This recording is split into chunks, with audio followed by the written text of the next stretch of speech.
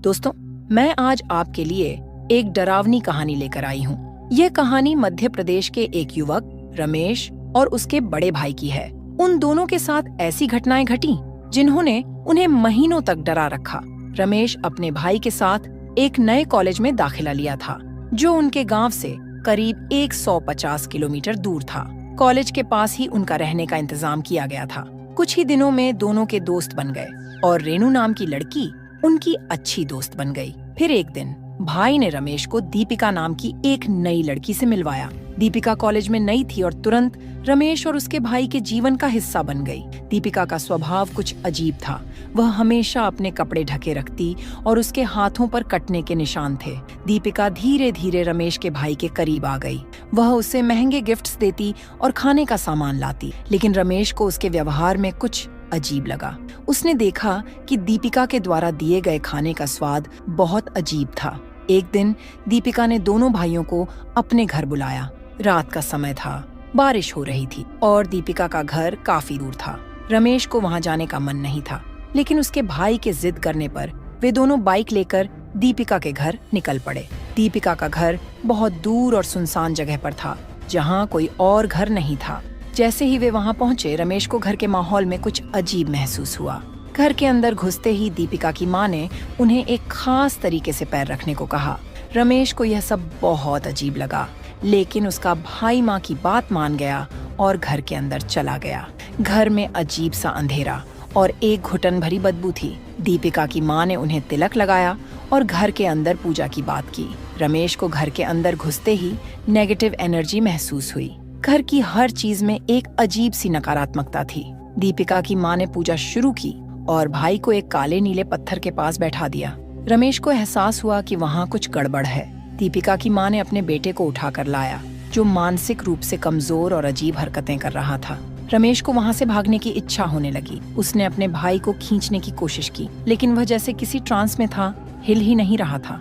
आखिरकार रमेश ने उसे थप्पड़ मारकर होश में लाया और दोनों किसी तरह वहां से भाग निकले। जब वे बाहर निकले, रमेश ने महसूस किया कि वे किसी भयानक चीज का हिस्सा बन गए थे। वो कहानी यहीं खत्म नहीं हुई। रमेश और उसके भाई पर अगले कई महीनों तक अजीब घटनाओं का साया बना रहा। कहानी अब भी रमेश और उसके भाई के दिमाग से हट नहीं रही थी। दीपिका और उसकी मां के घर में जो कुछ हुआ था, उसने दोनों भाइयों को भीतर तक झकझोर दिया था। रमेश के भाई पर इसका प्रभाव सबसे ज्यादा पड़ा। वह रातों को ठीक से सो नहीं पा रहा था। बार बार एक ही सपना आता था। वह फिर से उसी घर में फंसा हुआ होता और उसके आसपास दीपिका और उसकी मां खड़ी होती। उनके चेहरे पर भयानक हंसी होती। जब भी वह जागता, उसे ऐसा लगता कि कोई उसके कमरे में है, लेकिन जब वह उठकर देखता तो कोई नहीं होता।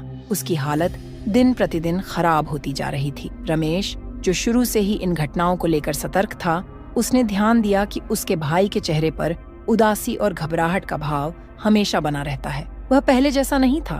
कॉलेज में भी उसका मन नहीं लगता और वह धीरे धीरे दोस्तों से दूर हो गया। रमेश का मन भी बेचैन था, लेकिन वह जानता था कि अगर उसने भी हिम्मत नहीं दिखाई तो चीजें और बिगड़ सकती हैं। एक दिन रमेश ने अपने भाई से बात करने की कोशिश की। तू ठीक तो है ना? उसने पूछा, लेकिन उसके भाई ने कोई सीधा जवाब नहीं दिया। वह बस खामोशी से उसे देखता रहा, जैसे कि उसके पास कुछ बोलने को न हो।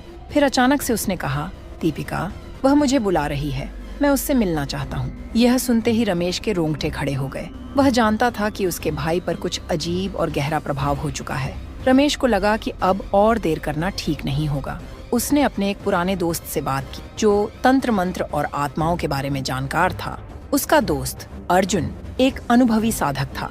अर्जुन ने रमेश से सब कुछ विस्तार से सुना और फिर कहा, तुम्हारा भाई किसी भूत प्रेत या बुरी आत्मा के प्रभाव में है। दीपिका और उसकी माँ कोई सामान्य लोग नहीं हैं। हो सकता है कि उन्होंने तुम्हारे भाई पर कोई तांत्रिक प्रक्रिया की हो। यह सुनते ही रमेश को बहुत घबराहट हुई। उसने तुरंत अर्जुन से मदद मांगी। अर्जुन ने कहा, हमें तुम्हारे भाई को उस घर से पूरी तरह से दूर रखना होगा।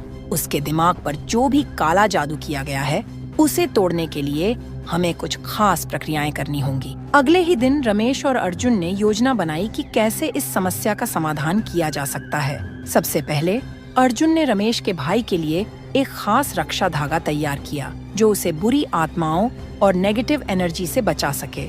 उसने बताया कि इस धागे को लगातार पहनने से भाई पर किए गए जादू का प्रभाव धीरे धीरे कम हो जाएगा। लेकिन यह सिर्फ एक अस्थायी उपाय था। रमेश और अर्जुन को पता था कि असली समाधान तभी मिलेगा जब वे उस घर और दीपिका की माँ की सच्चाई का पता लगाएंगे। अर्जुन ने रमेश से कहा, हमें एक बार फिर उस घर में जाना होगा। वहाँ जो कुछ हुआ वह बहुत गहरा और खतरनाक था, लेकिन अगर हमें अपने भाई को बचाना है तो हमें इस डरावने रास्ते पर फिर से चलना होगा।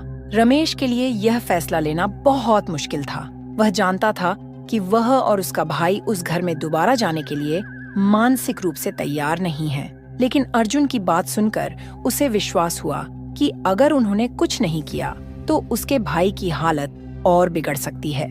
अर्जुन ने कहा कि घर में जाने से पहले उन्हें पूरी तैयारी करनी होगी। उसने अपने साथ कुछ धार्मिक उपकरण और मंत्रोच्चार की सामग्री रखी।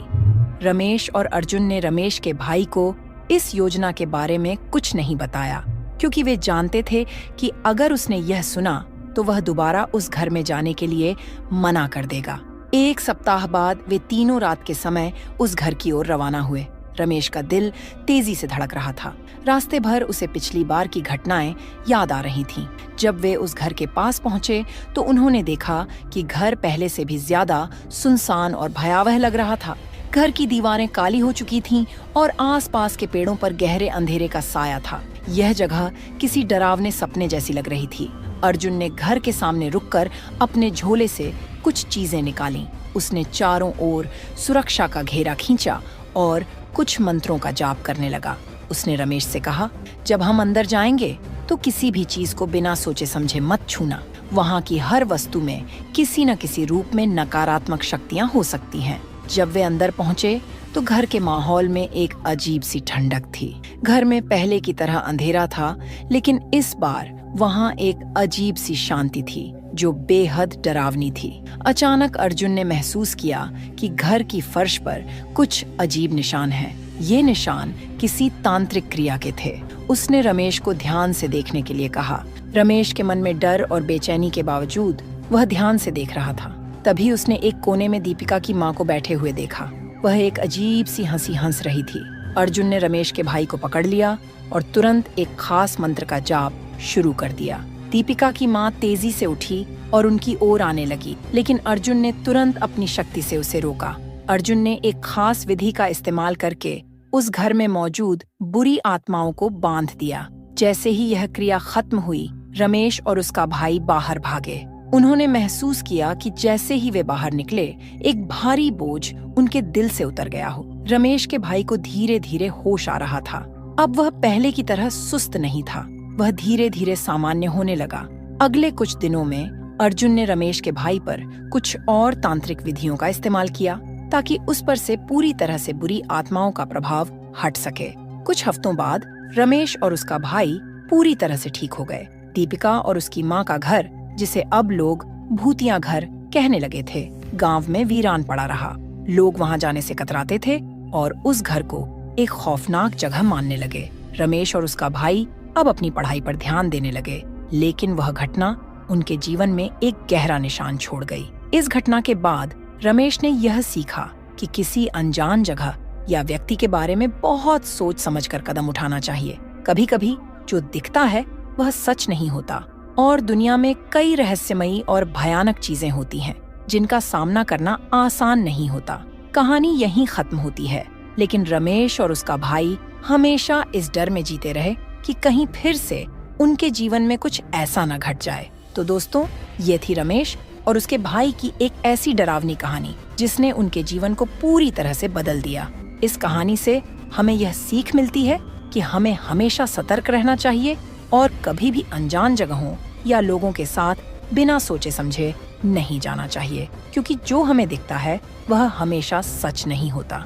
अगर आपको यह कहानी पसंद आई हो तो वीडियो को लाइक करें, चैनल को सब्सक्राइब करना न भूलें और बेल आइकन दबाएं ताकि आप हमारी अगली डरावनी कहानी को मिस न करें। मिलते हैं अगली बार, तब तक के लिए सुरक्षित रहें और सतर्क रहें।